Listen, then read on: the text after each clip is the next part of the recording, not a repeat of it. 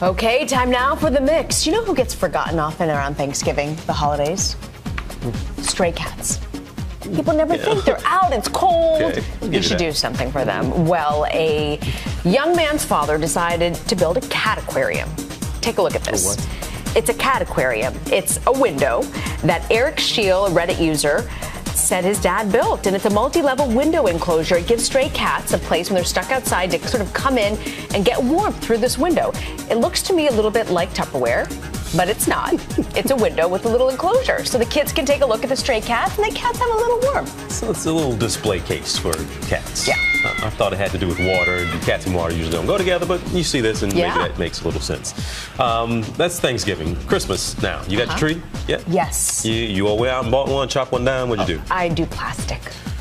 Sorry. We got work to do. All right, for the real tree folks out there, yes, we put them up, we decorate them, and then we toss them out. But some are tossing them now. What? They're literally tossing them. It's a competition they do over in the UK. A 22-pound tree, they throw it as far as they can. You get 3 attempts at this, and you get judged for distance, and you get judged for the height of the toss. And you don't necessarily win a prize. This is actually a charity event that they do, so this is a nice tradition. But they're tossing trees. This is usually what we do after Christmas, but they're doing it right now. Well, it's for a good cause, but I still think it's wasteful, and that's why I do plastic. That's why I do plastic, Teach. Okay. Okay. Do you remember that Olive Garden? They gave people, 1,000 people for $99, all you can eat for 49 days, right? And one guy went to town. He was going in every day. One guy went to town, but this other guy went to town a different way. He fed the homeless. He took all these doggy bags from the unlimited buffet at the Olive Garden and started feeding people who really needed a meal.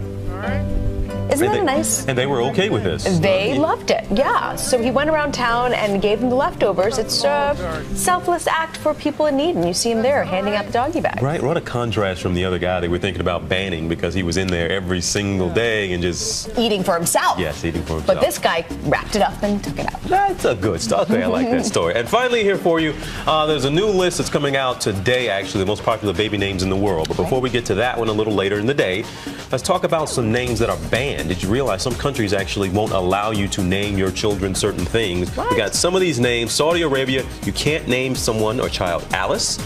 In Mexico, the name James Bond is banned. What? Why? James Bond? They have their rules. Some of them are trying to keep the kids from, you know, being embarrassed. Like this name was from Tallulah, does the hula from Hawaii. Somebody named their child that once. We don't want that kind of stuff happening. That's crazy.